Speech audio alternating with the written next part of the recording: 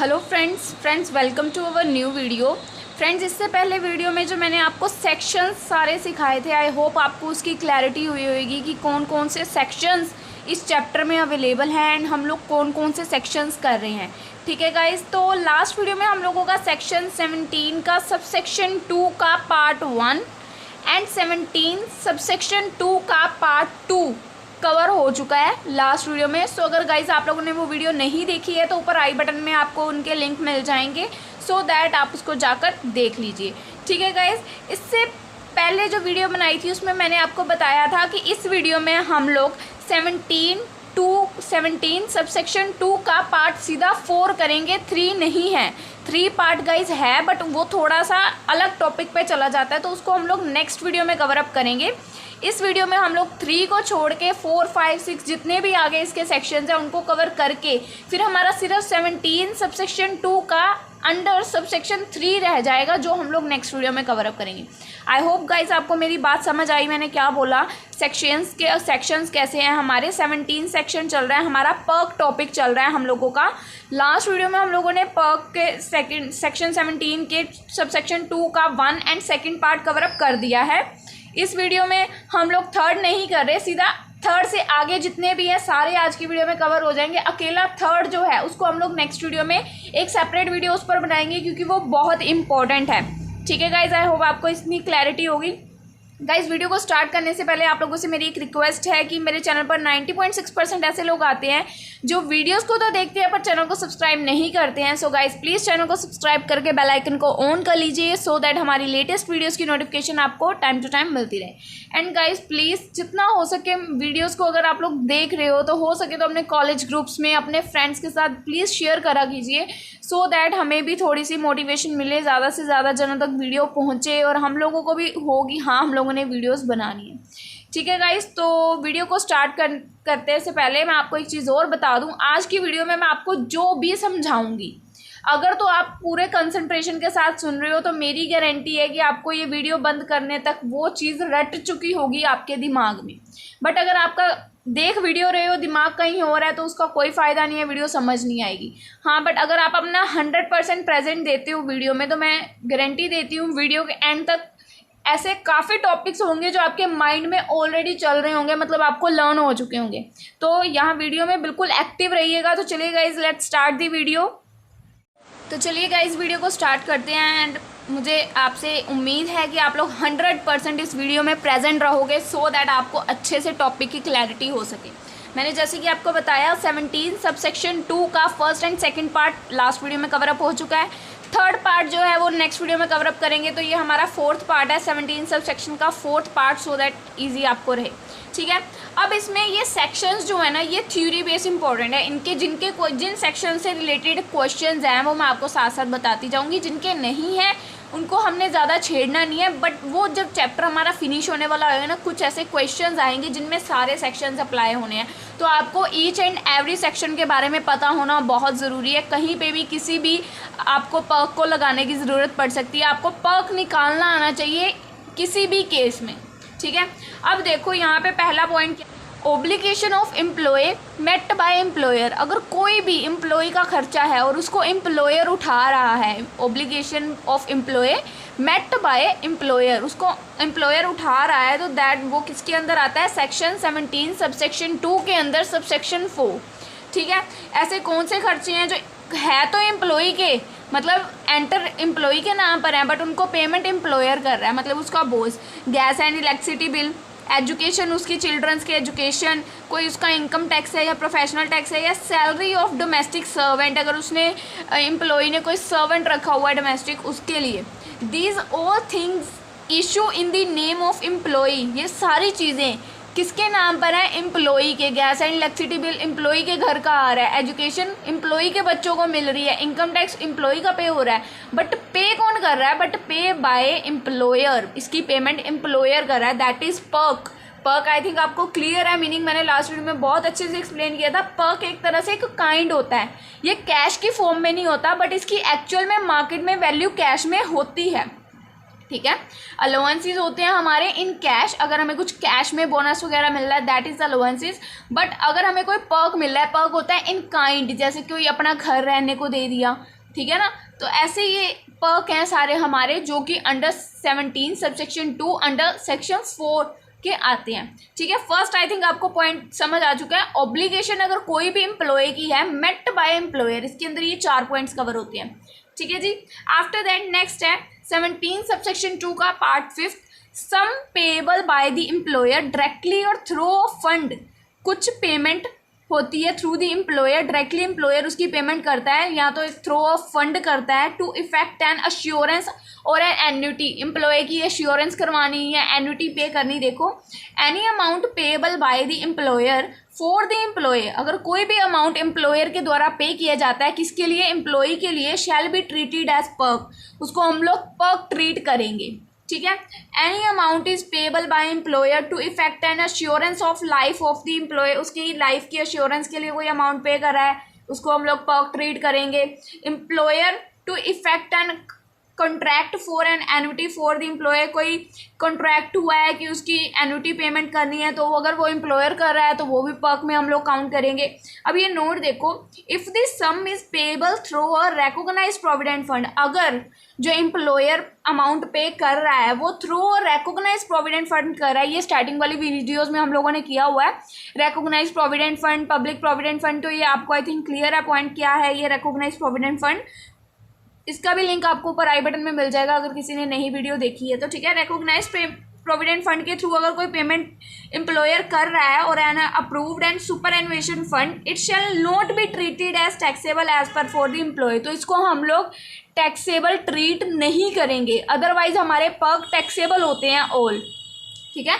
अगर कोई भी अमाउंट एम्प्लॉय का एम्प्लॉयर पे कर रहा है तो वो पर्क है और वो टैक्सेबल है। बट यहाँ पे क्या बोला है, अगर एम्प्लॉयर उसका जो फंड पेमेंट कर रहा है वो रिकॉग्नाइज प्रोविडेंट फंड के थ्रू कर रहा है या अप्रूव्ड सुपरएनुएशन फंड के थ्रू कर रहा है तो हम लोग उसको टैक्स की तरह ट्रीट नहीं करेंगे, वो अमाउंट हमारा टैक्सेबल नहीं होगा। हमें मेन टैक्सेबल वैल्यू निकालनी होती है कि किस अमाउंट के ऊपर हम लोगों ने टैक्स निकालना है, अगर हम लोगों ने अब तक जितने भी क्वेश्चंस किए हैं। आई होप आपको सेकंड पॉइंट भी क्लियर है गाइस, वीडियो को ध्यान से सुनते जाइएगा, आपको आगे चल के मज़ा बहुत आने वाला है क्योंकि वीडियो बहुत इंटरेस्टिंग होने वाली है। ऐसे ऐसे पॉइंट्स हैं आपको कहोगे मुझे पहली बार इतना काम समझ आ रहा है, इतना मस्त बनने वाला है ये।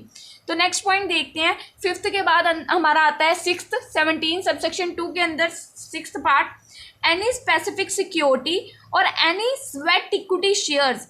अगर कोई भी मतलब हमारा पर्क में बेसिक क्या है, पर्क में क्या है कि वो कोई काइंड देता है, मतलब कैश नहीं प्रोवाइड करता बट उस चीज़ की एक्चुअल में कैश में वैल्यू मार्केट में होती है बट वो एम्प्लॉयर नहीं कैश देता।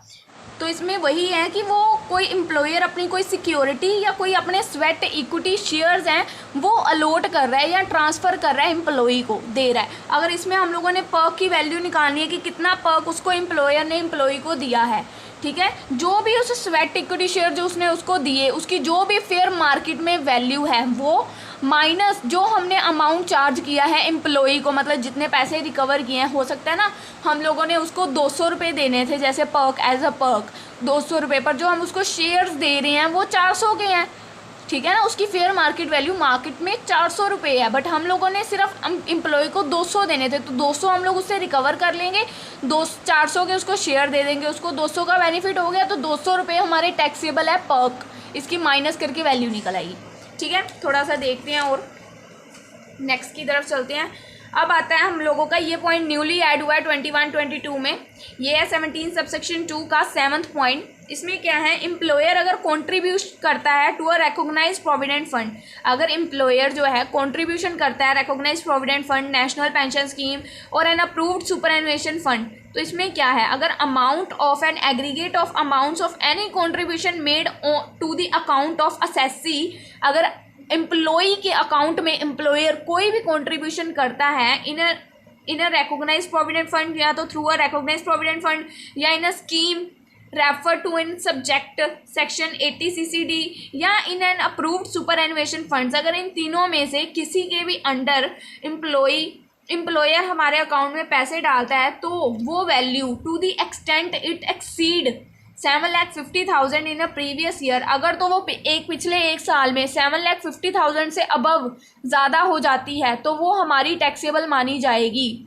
As a perk. ठीक है, अगर हमारे अकाउंट में एम्प्लॉयर कोई भी अमाउंट डालता है with the help of these funds organisation, recognised fund organisation या सुपर एनुएशन फंड्स ऑर्गेनाइजेशन, तो उस केस में अगर पिछले पूरे साल में जो एम्प्लॉयर ने अमाउंट हमारे अकाउंट में ट्रांसफ़र किया है अगर वो 7,50,000 से ज़्यादा होता है तो वो टैक्सेबल माना जाता है इन अ पर्क। ठीक है, थस इफ द एम्प्लॉयर, अगर हमारा एम्प्लॉयर कंट्रीब्यूट करता है एग्रीगेट ऑफ 8 लाख, हमारे एम्प्लॉयर ने टोटल कंट्रीब्यूशन की है 8 लाख रुपीज़ की toward recognised provident fund 6,50,000 and to, जिसमें से 6,50,000 उसने रिकॉग्नाइज्ड प्रोविडेंट फंड में ट्रांसफर किए हैं and toward and approved superintendent fund 1,50,000 उसने किस में डाले हैं, सुपर एनुएशन फंड में। दो जगह पे उसने हमारा अमाउंट ट्रांसफर किया है, 6,50,000 उसने रिकॉग्नाइज्ड प्रोविडेंट फंड में डाले हैं, 1,50,000 उसने सुपर एनुएशन फंड में डाले हैं, तो टोटल उसने 8 लाख रुपीज़ हमारे अकाउंट्स में डाले हैं। तो कितने का था, 7,50,000, एक्सीड कितना डाल दिया उसने, 50,000 रुपीज़ ज़्यादा डाले हैं, तो जो 50,000 ज़्यादा आए हैं वो हमारे टैक्सेबल है। ठीक है ना, of an employee 50,000 shall be taxable as a perk for the employee, तो जो 50,000 ज़्यादा आए हैं वो हमारे सिंपली टैक्सेबल है। दोबारा रिपीट कर रही हूँ, पॉइंट ध्यान से सुनना, अगर एम्प्लॉयर हमारे खाते में किसी भी फंड ऑर्गेनाइजेशन के थ्रू अमाउंट डालता है, जैसे रिकॉग्नाइज्ड प्रोविडेंट फंड हो गया, अप्रूव्ड सुपर एनुएशन फंड स्कीम हो गया, इनके थ्रू डालता है, तो अगर वो पिछले पूरे साल की वैल्यू 7,50,000 से ज़्यादा होती है तो वो जितनी ज़्यादा है उतनी टैक्सेबल होगी इन अ पर्क, अदरवाइज एग्जम्प्ट। ठीक है, तो यहाँ पे टोटल उसने 8 लाख का कंट्रीब्यूशन किया है, तो मतलब 50,000 ज़्यादा डाले हैं उसने, तो जो 50,000 ज़्यादा डाले हैं that will be taxable as a Perk.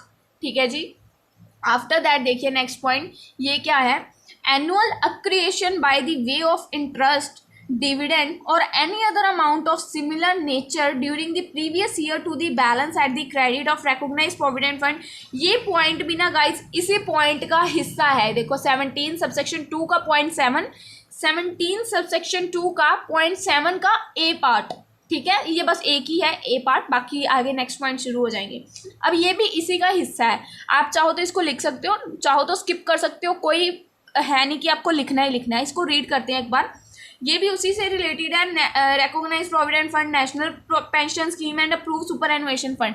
इसकी जो रीड करते हैं थ्योरी, बाकी देखते हैं क्या है इसमें। एनुअल एक्रूएशन, अगर हमारे अकाउंट में एनुअल एक्रूएशन हो रही है बाय वे ऑफ इंटरेस्ट या डिविडेंड के through to above mention retirement benefit scheme में बी टैक्सेबल एज पर्क, तो वो टैक्सेबल माना जाएगा अगर कोई भी उसके ऊपर इंटरेस्ट आ रहा है या कोई भी डिविडेंड रिसीव हो रहा है, may be taxable as perk for an employer to the extent it relate to the employer's contribution in the excess, क्योंकि एम्प्लॉयर ने तो टोटल कितना कंट्रीब्यूट करना था, 7,50,000। अब 7,50,000 की जगह उसने पहले ही 8 लाख किया, 50,000 वो उसके ऊपर हमारा टैक्स लग गया। अब 50,000 के ऊपर वो तो लग गया, अब टोटल 1 लाख के ऊपर जो हमें इंटरेस्ट और डिविडेंड रिसीव हो रहा है वो तो 8 लाख से और अमाउंट ऊपर चला गया, तो according to that amount taxable होता जाएगा। ठीक है जी, अब आते हैं हम लोग हमारा नेक्स्ट पॉइंट 17 सबसेक्शन 2 का 8th पॉइंट। अब गाइस ये लास्ट पॉइंट है, इसके अंदर सब पॉइंट्स हैं और आपको बहुत ध्यान से सुनने हैं क्योंकि इंपॉर्टेंट है। ठीक है, इस क्वेश्चन पॉइंट को स्टार्ट करने से पहले हम लोगों ने लास्ट वीडियो में क्वेश्चन किया था, क्वेश्चन नंबर 15, मेडिकल फैसिलिटी जिसमें प्रोवाइड की जाती है, बहुत अच्छे से मैंने उसको एक्सप्लेन किया है लास्ट वीडियो में, तो ऊपर आपको आई बटन में उस वीडियो का लिंक दिख रहा होगा, अभी जाकर पहले उस वीडियो को देखिए अगर जिन्होंने नहीं देखा 15th क्वेश्चन कैसे सॉल्व किया हुआ है। ठीक है, ये पॉइंट उसी से रिलेटेड है, फिर मत कहना समझ नहीं आया। अब देखते हैं, value of any other prescribed फ्रिंग benefit और एम्यूनिटी, अगर हमें एम्प्लॉयर कोई भी ऐसा बेनिफिट देता है, कोई भी एम्यूनिटी देता है, देखो फॉलोइंग बेनिफिट्स हमें नीचे प्रिस्क्राइब किए हुए हैं। इसका जो फर्स्ट पॉइंट है ना वो हमारे क्वेश्चन 15 से रिलेटेड है, इसके अंदर अब सब पॉइंट्स आ रहे हैं, 3-4 पॉइंट्स है, उसको बहुत ईजिली कवर अप हो जाएंगे, हमारे ध्यान से सुनना है बस। अब जो ये पॉइंट है, इंटरेस्ट फ्री और कंसेशनल लोन, हमें बिना इंटरेस्ट के लोन मिल रहा है, और ये मेडिकल फैसिलिटी में क्वेश्चन जो किया था आपको एग्जाम्पल के थ्रू सॉल्व समझना है ना अगर इस पॉइंट को, तो ये क्वेश्चन जाकर ज़रूर देखना, बहुत आपको हेल्प मिलेगी। अब देखो उसने इंटरेस्ट फ्री लोन लिया या कंसेशनल फ्री लोन मिल रहा है उसको एम्प्लॉयर से, तो उस केस में क्या क्या हो सकता है, इंटरेस्ट फ्री और interest charge at a concession rate on loan given by employer to an employee. अगर एम्प्लॉयर अपने एम्प्लॉय को लोन देता है और वो भी बिना इंटरेस्ट के कंसेशनल रेट पर, और any member of his her family या उसकी किसी भी फैमिली मेंबर को, तो उसको हम लोग is a perquisite given to an employee which is chargeable to tax. तो हम लोग उसको क्या कंसीडर करेंगे कि एक तरह से एम्प्लॉय को एक पर्क रिसीव हुआ है, क्योंकि उसने ना ही उसके ऊपर इंटरेस्ट पे करना है और एक अमाउंट तक हम लोगों का मेडिकल लोन भी माफ़, मेडिकल लोन तो पूरा ही माफ़ है। अगर आप लोग जाकर देख लो क्वेश्चन, बहुत हेल्पफुल होगी। बाकी आपकी इच्छा, आपको ऐसे समझना है, मुझे कोई दिक्कत नहीं है। अब इसके अंदर जो वैल्यू को कैलकुलेट करने का वे है ना, उसके नीचे स्टेप्स लिख रखे हैं कि कैसे वैल्यू फाइंड आउट होती है। ये एक्चुअल में क्वेश्चन में किया हुआ है हम लोगों ने सारा, ठीक है। स्टेप 1 क्या करते हैं हम लोग, maximum outstanding monthly balance at the end of every month, जितना भी उसका बैलेंस आउटस्टैंडिंग है एवरी मंथ का, फर्स्ट हम लोग उसको कैलकुलेट करते हैं। देन हम लोग फाइंड आउट करते हैं कि एसबीआई ने कितना इंटरेस्ट चार्ज किया है on 1 April of previous year. In case similar अगर लोन लिया जाता है तो एसबीआई के थ्रू कितना रेट ऑफ इंटरेस्ट चार्ज किया जा रहा है। थर्ड, कैलकुलेट करना उसी rate of interest on amount को as a loan as the step at rate at step 2। जो हम लोगों ने ना, हमें देखो एक इंटरेस्ट रेट, मैं आपको एग्जांपल वाला पॉइंट समझा रही हूँ, जो यहाँ लिखा है उस पर गौर मत देना, ठीक है। एक हमें इंटरेस्ट रेट कंपनी के, जो हमने कंपनी के एम्प्लॉयर से लोन लिया, एक उसने बता दिया कि मेरा कंसेशनल लोन का रेट परसेंटेज इतना रेट है, जैसे 10 पॉइंट समथिंग उसने बता दिया, और जो एसबीआई ने डिसाइड किया है वो 14 पॉइंट समथिंग है, ठीक है। तो एसबीआई और जो कंपनी ने बताया, जो कंपनी वाला रेट है वो तो हमने अभी अभी ऊपर पढ़ा, क्या है वो एग्जम्प्ट है, हम लोगों ने इंटरेस्ट पे नहीं करना है, ठीक है। तो कंपनी वाला रेट गया और एसबीआई ने टोटल कितना डिसाइड किया, 14%। तो 10 में से 14 गए तो सिर्फ हम लोगों ने इंटरेस्ट कितना पे करना है, 4%। सेम यही है पिछली एग्जांपल में, जाकर देख लो, फिर मत कहना समझ नहीं आया। Calculate interest on the amount of loan as per step 1 at the, जो इसको इंटरेस्ट रेट को माइनस करके बेसिकली करना है, सेम वही लिख रखा है, थोड़ा दिमाग लगा के पढ़ना है इसको। After that total of interest for the year as per step 3, interest का टोटल कर लो, लेस कर दो जो इंटरेस्ट चार्ज किया है एम्प्लॉई से, और बैलेंस निकल आएगा in the value of perk. Interest free और कंसेशन फ्री लोन की वैल्यू निकल आएगी आपकी, ठीक है। एक बार गाइस प्लीज़ जाकर देख लेना, बहुत थोड़ी आपको क्लैरिटी हो जाएगी। और मैंने स्टार्टिंग में प्रॉमिस किया है मैं बिना क्लैरिटी के आज आपको जाने नहीं दूंगी, तो उस वीडियो को देख लेना, लास्ट में जाके देख लेना, डायरेक्टली लास्ट में क्वेश्चन कर रखा है, बट देख लेना, आपका डाउट क्लियर होना चाहिए, मेरे लिए मेन वो है, ठीक है। आफ्टर दैट इसी के अंदर सेकंड पॉइंट है value of perk in respect, अगर हमें वैल्यू पर्क रिसीव हो रहा है in the respect of travelling, अगर हम ट्रैवलिंग कर रहे हैं, टूरिंग कर रहे हैं, अकोमोडेशन हमें रिसीव हो रही है, where these facilities are provided to all employees. इसके अंदर फर्स्ट केस आता है, अगर ये सारी फैसिलिटीज सभी एम्प्लॉयज़ को मिल रही हैं, सभी एम्प्लॉयज़ को, ठीक है। पहले तो इसके अंदर वैल्यू की पर्क कैसे निकालनी है, अमाउंट जो एम्प्लॉयर स्पेंड कर रहा है माइनस जो एम्प्लॉय से रिकवर कर रहा है, जो बाकी का उसको उसने छोड़ दिया एम्प्लॉयर ने अमाउंट, वो वैल्यू आ जाएगी हमारी पर्क के अंदर टैक्सेबल, ठीक है।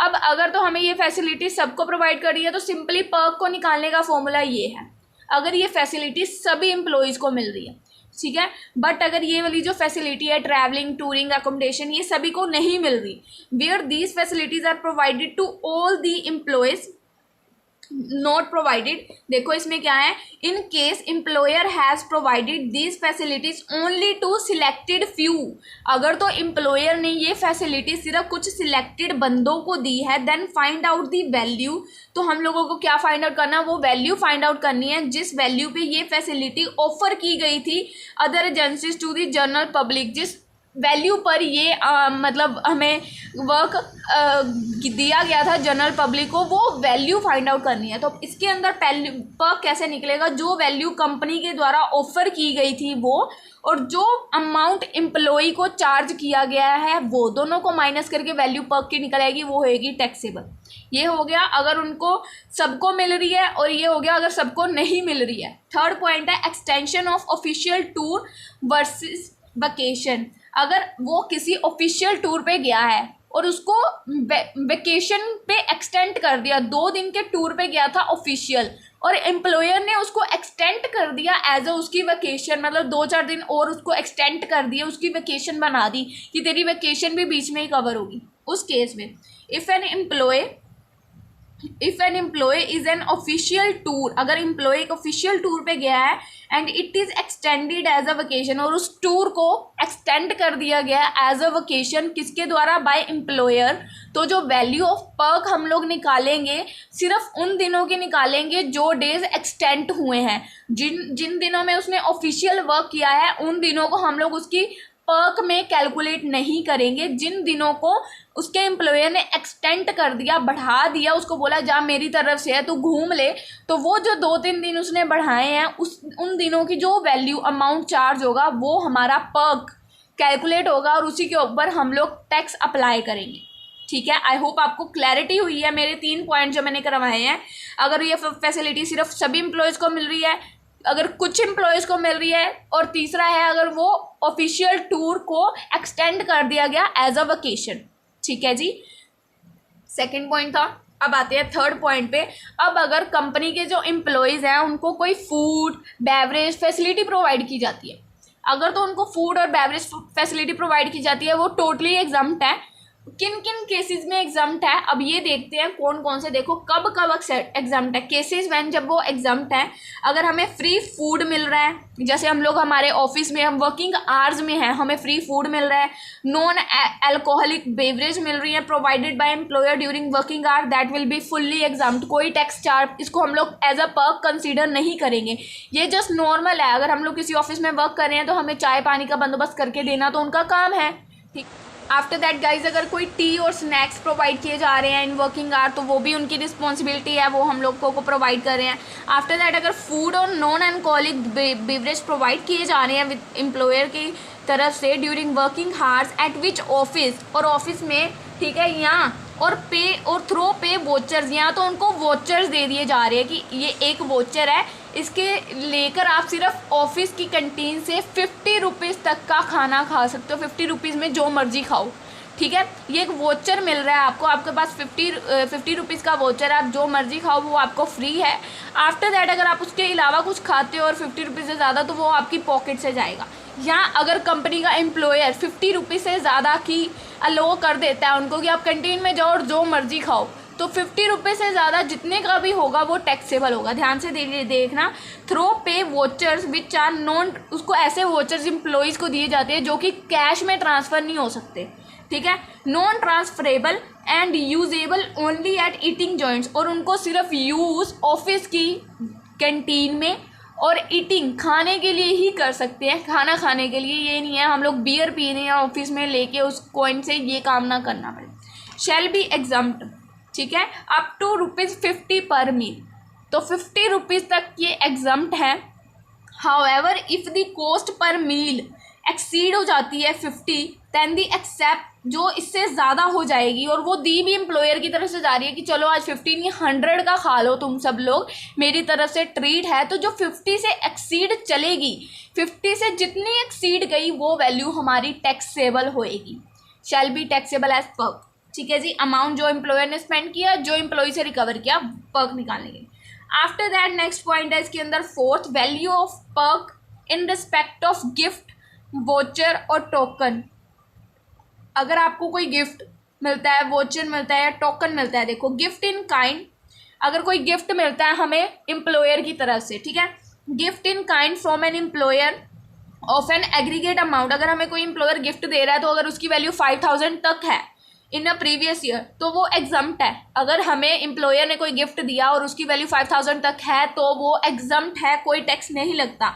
बट अगर वो ज़्यादा हो जाती है, एक्सेस हो जाती है, तो वो टैक्सेबल मानी जाएगी एज अ पर्क। ठीक है, अगर however if any amount of gift, अगर उसको गिफ्ट की जगह कोई हम लोग जैसे सगन दे देते हैं, ठीक है, लिफाफे में पैसे डाल के दे देते हैं, तो अगर उसको जो गिफ्ट रिसीव हो रहा है वो इन कैश है और इन कन्वर्टिबल, और कोई यहाँ कोई ऐसी चीज़ है जिसको हम लोग कैश में कन्वर्ट कर सकते हैं, ठीक है, कोई ऐसी चीज़ है जिसको कैश में कन्वर्ट कर सकते हैं या सीधा सीधा कैश दी है, तो वो फुल्ली टैक्सेबल है। ये तो 5000 तक एग्जाम्प्ट थी जो गिफ्ट मिलता है, बट अगर कोई गिफ्ट ऐसी चीज़ है जो कि कैश या कन्वर्ट हो सकती है कैश में, तो वो फुल्ली टैक्सेबल मानी जाएगी। सो कैश में बी लेस देन 5000। सो जो अगर उसको कैश में कोई चीज़ रिसीव हो रही है फिर वो चाहे 5000 से लेस देन है या मोर देन है, वो फुल्ली टैक्सेबल है in the hands of employ. उसको हम लोग एज अ पर्क ट्रीट करेंगे और उसको टैक्सेबल करेंगे अमाउंट। आई होप आपको गाइज बहुत क्लैरिटी हो रही होनी चाहिए मेरी तरफ से। तो अगर नहीं हो रही तो मुझे कमेंट सेक्शन में बताइएगा ज़रूर। एंड आई होप आपको वीडियो समझ आ रही है, बस थोड़ी सी रह गई है। अब देखते हैं आगे, अगर उसको कोई valuation of perk in respect of credit card, अगर उसको एम्प्लॉयर की तरफ से कोई क्रेडिट कार्ड की फैसिलिटी प्रोवाइड की जा रही है तो उसके अंदर कितनी वैल्यू एग्जाम्प्ट है। Taxable value of perk shall be the amount spend by employer to provide this type of facility to employee. कौन सा अमाउंट टैक्सेबल होगा एज अ पर्क? जो भी अमाउंट एम्प्लॉयर के द्वारा स्पेंड किया गया है इस फैसिलिटी को एम्प्लॉय को प्रोवाइड करने के लिए, और एनी अदर मेंबर या उसके किसी भी फैमिली मेंबर को प्रोवाइड करने के लिए। दिस एक्सपेंडिचर बाय एम्प्लॉयर, और जो ये एक्सपेंडिचर है इसके अंदर और क्या इंक्लूड होता है, शैल ऑल्सो इंक्लूड उसको मेंबरशिप फीस जो क्रेडिट कार्ड में होती है एंड अमाउंट फीस दिलवानी, ये भी एम्प्लॉयर करता है। ठीक है, अब इसके अंदर आप लोग पर्क की वैल्यू कैसे निकालोगे? जो भी एक्सपेंडिचर इंकर किए हैं एम्प्लॉयर ने वो उसमें से लेस कर दोगे जो भी expenses on it's use for, अगर उसने उस क्रेडिट कार्ड का यूज़ किसी ऑफिशियल पर्पस के लिए किया है तो उसको लेस कर देंगे, क्योंकि ऑफिशियल पर्पस का यूज़ फुल्ली एग्जम्प्ट है, उसके ऊपर टैक्स अप्लाई नहीं होता, क्योंकि वो एम्प्लॉय की पॉकेट में तो नहीं ना आया, एम्प्लॉयर ने दिया, एम्प्लॉयर का ही वर्किंग काम हो गया। ऑफिशियल वर्क होता है ऑफिस वर्क, तो उसी में यूज़ हो गया, एम्प्लॉय के काम तो नहीं आया, तो वो पर्क नहीं गिना जाता। ठीक है, और उसके बाद अमाउंट अगर कोई भी एम्प्लॉई से रिकवर कर लिया एम्प्लॉयर ने वो भी एग्जाम, बाकी का जो भी एम्प्लॉई के हाथ में आया वो है वैल्यू ऑफ पर्क जो उसको एम्प्लॉयर ने दी है और उसको हम लोग टैक्सेबल मानेंगे। फ्रेंड्स नेक्स्ट पॉइंट देखिए, value of perk in respect of club facility. अगर हमें पर्क की वैल्यू निकालनी है और हमें एम्प्लॉयर के द्वारा एक क्लब की फैसिलिटी दी जा रही है, तो जो अमाउंट एम्प्लॉयर ने स्पेंड किया है माइनस जो एम्प्लॉय से रिकवर किया है, फॉर्मूला सब में वही है, बस आपको थोड़ा सा लॉजिक यूज़ करना है। अब इसके अंदर कौन कौन से केसेस हो सकते हैं जिसमें तो अमाउंट हमारा फुल्ली एग्जाम्प्ट होने वाला है। If such expenditure is incurred wholly and exclusively for business purpose, अगर तो ये एक्सपेंडिचर किसी बिजनेस पर्पस के लिए हो रहा है एंड उसके लिए फॉलोइंग कंडीशंस फुलफिल होनी चाहिए दोनों, तो ये फुल्ली एग्जम्प्ट होएगा अमाउंट। ठीक है, complete detail of such expenditure are maintain by employer, इसके ऊपर कंप्लीट डिटेल्स होनी चाहिए एम्प्लॉयर के पास कि ये मतलब किस डेट को खर्चा किया है, क्यों किया है, वजह क्या है इसके ऊपर मतलब करने की। ठीक है ना, तो इसके जो भी एक्सपेंडिचर किए हैं इसकी कंप्लीट डिटेल होनी चाहिए बाय द एम्प्लॉयर, विच में इंक्लूड दी, जिसमें कि डेट, किस डेट को एक्सपेंडिचर हुए हैं और किस वजह से बिजनेस में ऐसा कौन सा कारण था कि हम लोगों को ये खर्चे करने पड़े। ठीक है, सेकंड कंडीशन कौन सी फुलफिल होनी चाहिए, employer gives a certificate, employer का इसका एक सर्टिफिकेट देना पड़ेगा for such expenditure to the effect that the same was incurred wholly and exclusively for the performance of official duties.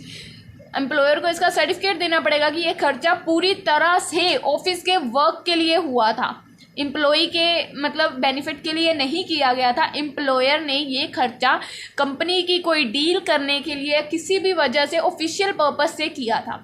ठीक है, तो अगर इसके अंदर ये दोनों कंडीशंस फुलफिल होती हैं, उसके पास उसकी डिटेल्स भी हैं और सर्टिफिकेट भी है, तो देन ये फुल्ली तरह से एग्जम्प्ट होएगा अगर कोई खर्चा होता है। एंड सेकेंडली, अगर हेल्थ क्लब, स्पोर्ट्स क्लब और सिमिलर क्लब फैसिलिटी प्रोवाइड की जा रही है, provided uniformly to all employees by the employer, तो ये एग्जाम्प्ट होएगा, मतलब सभी एम्प्लॉयर्स को अगर मिल रही है तो ये फुल्ली एग्जाम्प्ट है। अगर initial membership fees where the employer has obtain corporate membership of the club, अगर एम्प्लॉयर ने कॉर्पोरेट मेंबरशिप क्लब क्रिएट किया है और उसकी फैसिलिटी इंजॉय कर रहे हैं एम्प्लॉई और एम्प्लॉई के फैमिली मेम्बर्स, तो भी ये पूरी तरह से एग्जम्प्ट है क्योंकि एम्प्लॉयर दे रहा है। ठीक है, एग्जाम्प्ट मतलब कहने का मतलब टैक्सेबल है, सॉरी, तो ये फुल्ली टैक्सेबल। हम लोगों ने बेसिकली पर्क की वैल्यू कैसे निकालनी है, जो भी अमाउंट स्पेंड किया जा रहा है माइनस जो उससे रिकवर कर लिया। इसके बाद नेक्स्ट पॉइंट देखिए, यूज ऑफ मूवेबल एसेट। अगर कोई मूवेबल एसेट एम्प्लॉय को दे देता है या उसके फैमिली मेंबर को दे देता है। अब ये पॉइंट बड़े इंटरेस्टिंग है, ध्यान से सुनिएगा। इन केस एम्प्लॉय और any other member of his house hold is using any movable asset, जो कि एम्प्लॉयर ने खरीदा तो एम्प्लॉयर ने हुआ है, बट यूज उसको एम्प्लॉय या एम्प्लॉय की फैमिली कर रही है। एक्सपेक्ट, इसमें कौन कौन सी चीज़ों को छोड़कर है ये, computer, laptop, actual benefit drive bye, ये दो चीज़ों को छोड़कर है। बाकी अगर कुछ भी मूवेबल एसेट है तो हो सकता है। एक्चुअल जो भी बेनिफिट ड्राइव एम्प्लॉय गेन कर रहा है is taxable, that is 10% of cost of asset is taxable. जो भी एसेट एम्प्लॉयर ने एम्प्लॉय को दिया है उसका 10%, जो भी उसकी फेयर मार्केट वैल्यू है उसका 10% टैक्सेबल होगा।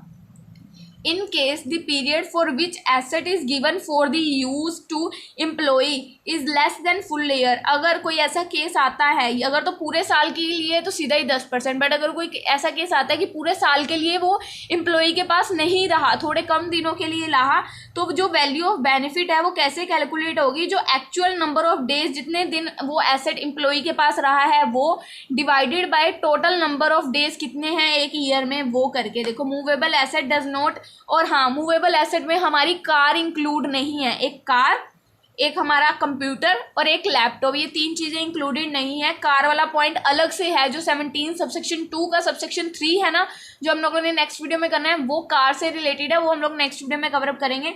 अब हम लोगों ने कैसे निकालना है, 10% of the cost of asset, asset की 10% कॉस्ट मल्टीप्लाई जितने दिन उस एम्प्लॉय के पास वो एसेट रहा, वो divided by total number of days कितने थे फाइनेंशियल ईयर में।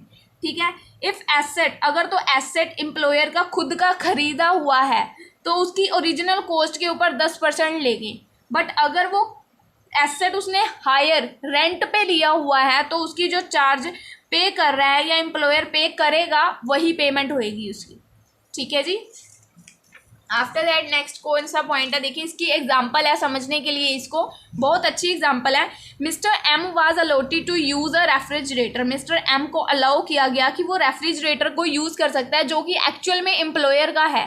ठीक है। इसकी कॉस्ट मार्केट में कितनी है, 19,000 rupees. Calculate the value of benefit, अब हमने कैलकुलेट करनी है, बेनिफिट कैलकुलेट करना है जो कि एम्प्लॉय को मिला है एम्प्लॉयर के थ्रू। देखो एम्प्लॉय ने रेफ्रिजरेटर खरीदा नहीं, एम्प्लॉयर के पास पड़ा था, उसने उसको दे दिया।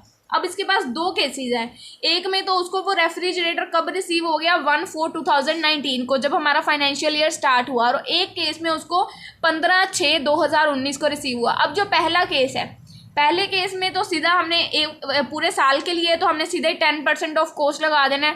10% कितना है, 19,000, 19,000 का 10% 1900 आ गया। ठीक है। सेकंड केस में उसको 15/6/2019 को मिल रहा है, तो हमने यहाँ पे नंबर ऑफ डेज कैलकुलेट करने हैं उसके। 15/6 से लेके 31/3 तक कितने दिन बनते हैं। पहले में ये वाले महीने में 15 दिन, उसके बाद फिर 31 काउंट कर लेना अपने इन फिंगर्स पे, यहाँ पे होता है ना जन फेब मार्च अप्रैल, तो यहाँ पे कैलकुलेट कर लेना, काउंट कर लेना। तो ये सारे डेज लिख दिए यहाँ पे 31 मार्च तक। ठीक है। इन सब का टोटल बना 291 डेज। तो वैल्यू ऑफ 10% ऑफ कॉस्ट कितनी थी, 1900। तो 1900 इंटू 291 अपॉन डिवाइड में हम लोगों ने यहाँ पे लीप ईयर लिया है, मतलब जिसमें फेब का महीना 29 डेज का होता है, तो 366। आप 365 से भी करोगे ना तो आपका यहाँ पे 292 हो जाएगा। जब आप यहाँ पे 228 डेज लोगे फेब के, तो वही हिसाब आ जाएगा आपका, 1510 आंसर आ जाएगा। ठीक है। ये दोनों केसेस समझाए हैं। अगर तो उसको कुछ दिनों के लिए मिल रहा है या मतलब साल से कम मिल रहा है या पूरे साल के लिए मिल रहा है। ठीक है। अब है ट्रांसफ़र कर दिया, पीछे था कि उसको यूज़ करने के लिए दे दिया। अब नेक्स्ट पॉइंट है transfer of movable asset to the employee. जो मूवेबल एसेट है उसका ट्रांसफ़र कर दिया एम्प्लॉय को, तो taxable value is to be calculated by charging depreciation at the following rate. तो इसके अंदर हम लोग इसमें डेप्रिसिएशन चार्ज करेंगे। जैसे कोई अगर इलेक्ट्रॉनिक आइटम उसको ट्रांसफ़र करी है, इलेक्ट्रॉनिक आइटम, तो उसके ऊपर हम लोग 50% लगाएंगे, जो भी उसकी मार्केट में वैल्यू होगी।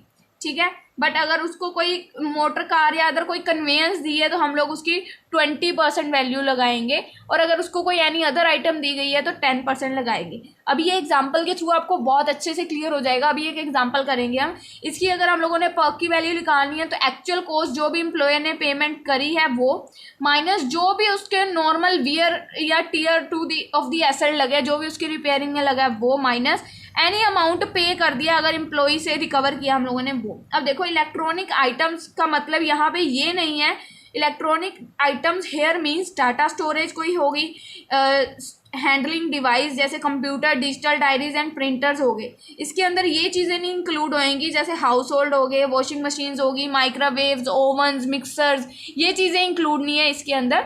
मतलब यहाँ पे इन्होंने बेसिकली ये बताया जो ये स्टार्टिंग में इलेक्ट्रॉनिक आइटम्स है ना फर्स्ट वाली, इसके अंदर कौन सी चीज़ें आती हैं, कोई स्टोरेज को हैंडल करने वाली चीज़ जैसे कंप्यूटर हो गया, कोई डिजिटल डायरी होगी या कोई प्रिंटर हो गया, ये चीज़ें आती हैं। इलेक्ट्रॉनिक आइटम्स का मतलब ये नहीं समझना कि वो हमें हाउस होल्ड की चीज़ें प्रोवाइड कर रहे हैं, वॉशिंग मशीन, माइक्रोवेव, ओवन्स, मिक्सर्स, ये चीज़ें नहीं, ठीक है।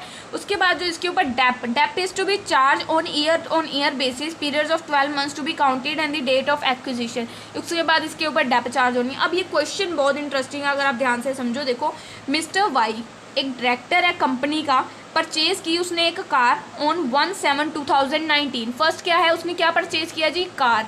तो हम लोग यहाँ पे वापस आते हैं, यहाँ पे देखते हैं कार वाले केस में कितने परसेंट लगना है। मोटर कार 20% लगाएंगे हम लोग। मोटर कार हम लोग डेप कितनी लेने वाले हैं, 20%। ये डेप का केस है। डेप के बारे में पॉइंट्स यहाँ पे लिख रखे हैं कि इतने इतने, अगर ये चीज़ है तो इतनी डेप लेनी है, ये चीज़ है तो इतनी डेप लेनी है, ये चीज़ है तो इतनी लेनी है, ठीक है। डेप वाला केस था, ध्यान रखना। अब हमें बता रहे हैं कि उसने कार ली है 1/7/2019 को फ्रॉम एम्प्लॉयर कंपनी फॉर 1,20,000 1,20,000 की कार परचेज की है। Car was purchase by company ने कब परचेज की थी उसको 36/2016 फॉर वैल्यू कितनी थी 2,60,000। अब हम लोगों ने पहले कार की वही वैल्यू लिख लेनी है। कैलकुलेट कैसे पर्क करना है, कार की कॉस्ट कितनी है 36/2016 को जब उसने परचेज की 2,60,000। 2,60,000 उसने सेल कब की 1/7/2019। 16, 17, 18, 19 ये 4 साल है। इनकी डेप माइनस करो। डेप कितनी लेनी मैंने बताया ना अभी पीछे, अकॉर्डिंग टू रूल्स 20% लेनी है क्योंकि कार है। तो डेप 20% पहले साल में लगाई 30/6/2017 को, इसके ऊपर 20% लगाओगे 52,000, इसको माइनस कर दोगे 2,08,000। फिर डेप माइनस करोगे, ये 17 की थी, फिर 18 की माइनस करोगे 36/2018, इसके ऊपर लगाओगे अब की बार डेप, तो ये माइनस करके ये आ गया। फिर से डेप लोगे तो 36/2019। देखो 1/7/2019 को सेल की ना उसने, तो 36 तक पूरी डेप हो गई। तो ये डेप इसके ऊपर लग के ये आ गई हमारी वैल्यू, ठीक है। जो हमारी वैल्यू बची उसकी मार्केट में उस टाइम में थी। अब जो अमाउंट एम्प्लॉई ने यहाँ जब परचेज की कार, एम्प्लॉई ने कितना अमाउंट पे किया एम्प्लॉयर को, एम्प्लॉई ने कार परचेज की ना मिस्टर वाई ने, तो 1,20,000 पे किए। तो वैल्यू जो भी एम्प्लॉई ने पे की 1,20,000 माइनस कर दोगे, value of perk will be calculated, ठीक है जी। आई होप आपको ये एग्जाम्पल क्लैरिटी हुई होगी। एग्जाम्पल नहीं सॉरी, क्वेश्चन नंबर 17 है आप लोगों की बुक्स में, अगर आपके पास बुक्स अवेलेबल है, ठीक है। आई होप आपको एक क्लैरिटी हुई है। आफ्टर दैट एक क्वेश्चन और करते हैं, देन हमारा वीडियो फिनिश होने वाली है। बस 5 मिनट की और है। अब ये एग्जांपल उससे भी इंटरेस्टिंग है, बिल्कुल उसके जैसी है। अगर आप ध्यान से समझोगे तो इसमें सारे केसेस आ जाते हैं। अब देखो ABC एक लिमिटेड कंपनी है, सोल्ड द फॉलोइंग, ये सारे फॉलोइंग मूवेबल एसेट है जो कि उसने सेल किए हैं, ठीक है। एसेट कौन कौन से हैं, मोटर कार, टीवी और फर्नीचर। मोटर कार पहला है, मोटर कार। दूसरा है टीवी, इलेक्ट्रॉनिक आइटम। थर्ड है कौन सा, फर्नीचर आ जाएगा एनी अदर आइटम में, ठीक है। 3 केसेस हैं। उसके बाद date of purchase by employee ने कब परचेज किया, इन डेट्स को। Cost of to the employer, कितनी कॉस्ट थी एम्प्लॉयर को। प्राइस एट विच, जिस प्राइस पे सेल किया गया, और उस जिस टाइम पे सेल किया गया उस टाइम में मार्केट में क्या वैल्यू थी। Company gave a computer to the son of his employee, company ने एक कंप्यूटर दिया एम्प्लॉई के सन को उसके पर्सनल यूज़ के लिए, जिसकी फेयर मार्केट वैल्यू थी कंप्यूटर की 40,000 रुपीज़। तो हमने इसकी वैल्यू पर्क की फाइंड आउट करनी है। अब ये केस थोड़ा सा दिलचस्प है, इंटरेस्टिंग है, देखते हैं। पहला है मोटर कार, हमने अभी लास्ट वीडियो में किया। मोटर कार पे डेप लगती है 20%। मोटर कार कब की है, 10 को उसने परचेज की एम्प्लॉई ने, बट उसने सेल कब की, देखो इसकी लास्ट डेट जानी है हम लोगों की 2019 तक। ठीक है, इसकी लास्ट डेट जानेंगे 2019 तक। तो मोटर कार 10/10/2017 को परचेज की गई, कितने की? 5 लाख रुपीज़ की।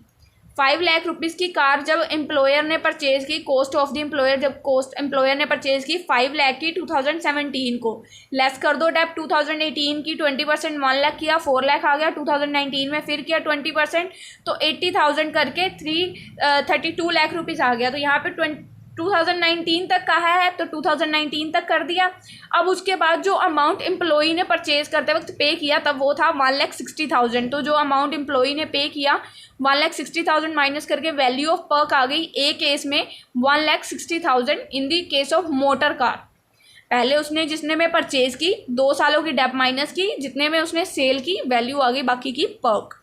अब same as it is TV वाला केस, टीवी उसने कब परचेज किया? 1/6/2016 को।